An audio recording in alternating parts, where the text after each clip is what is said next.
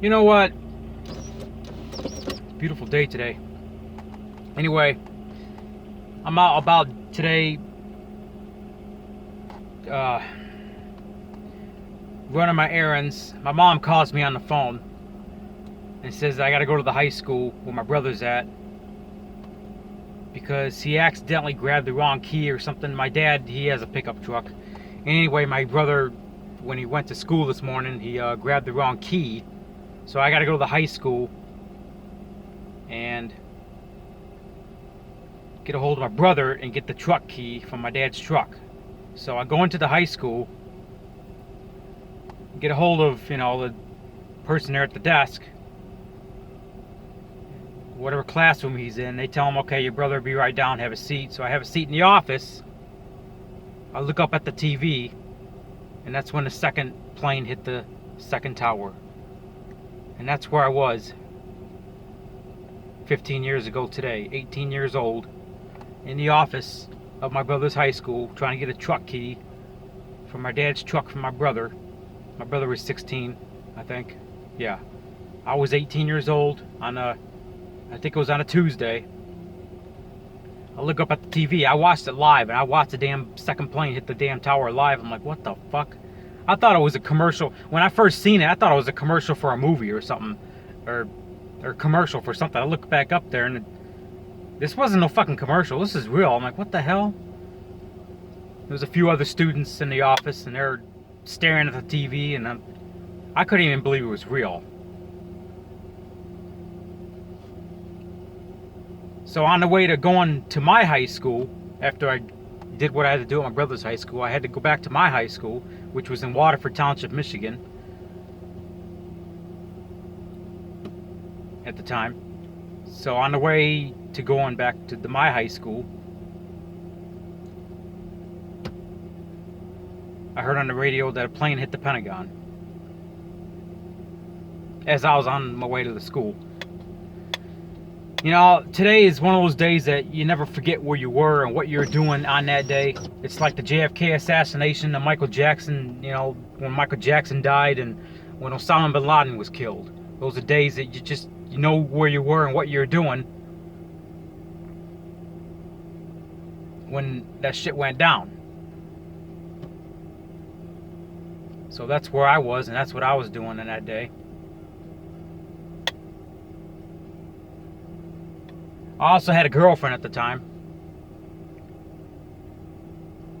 She was, her birthday, she turned 19 on that day. I swear to God, I'm not lying.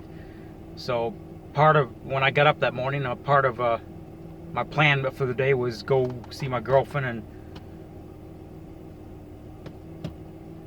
on that day, and I did. It was my girlfriend's birthday. She turned 19 that day. She was a little older than me. She's about a month older than me. My birthday's in October. But anyway,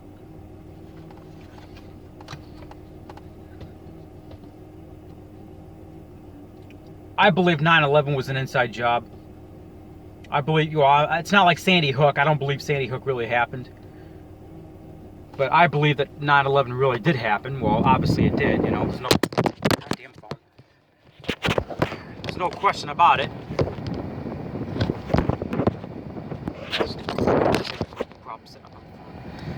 There's no question about it. Unlike Sandy Hoax, which did not happen, which was, purely fake. This was not fake. But I do believe that the Saudi Arabian government was behind it. And I believe that part of our government was behind it. Maybe not the whole government itself, but certain officials within the government. 6 months before the 9/11 attacks, there was, I think the owner of the Trade Center took out an insurance policy on terrorism, which terrorism covered 6 months prior. Why do you think that? There was offices in the World Trade Center building that was owned by Osama bin Laden. They wanted to cash out. It was part of the New World Order plan. The New World Order's plan is to enslave every person on mankind, own every government by corporation, bring in a Rothschild bank, enslave every mankind, human microchipping is the last plan. And 9/11 was part of the puzzle to be filled of the New World Order's plan. Because what happened after 9/11? The unconstitutional Patriot Act, which tries to override the Fourth Amendment.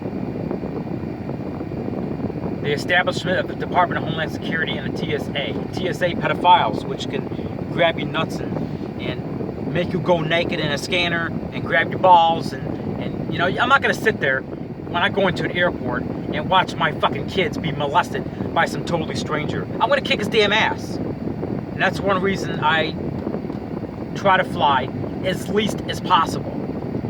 Because these TSA pedophiles will grab and grope your fucking kids and do it justifiably in front of you. Why do you people allow that shit? We as Americans have been blinded by the tyranny. We just allow it and don't even question it. So many unconstitutional establishments have been established after 9/11, and they do it in the justification of, we're trying to make you feel safer. We're doing it because terrorism. When Saudi Arabia was behind the damn deal.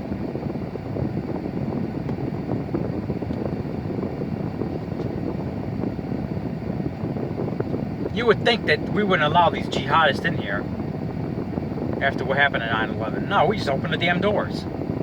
But anyway, enough about that. That's my rant. That's my 9/11 rant.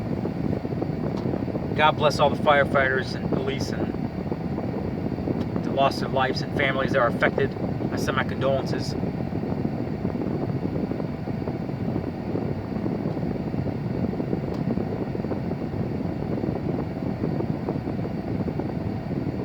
I would say thanks to the veterans, but it depends on what conflict you're involved in.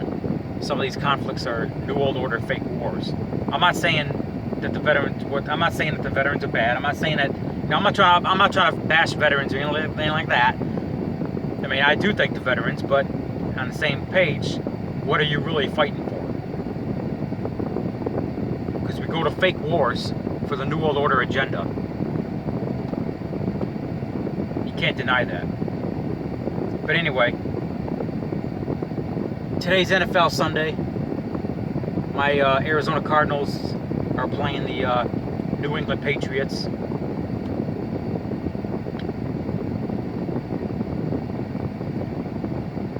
There's been a lot of word going around that the Seattle Seahawks are going to sit down during the national anthem. If they do, they're going to be lower than my two most hated teams in the NFL is the Dallas Cowboys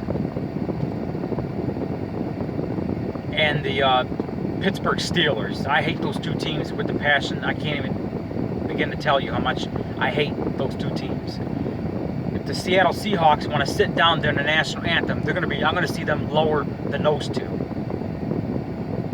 Pittsburgh Steelers are crooked. Dallas Cowboys are more crooked.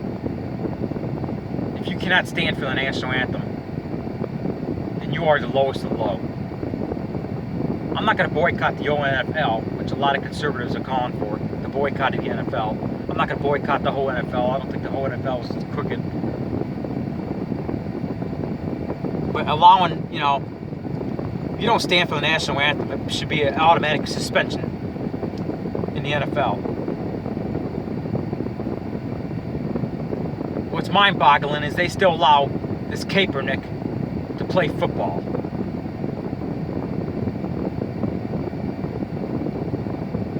You don't like this country, get the fuck out.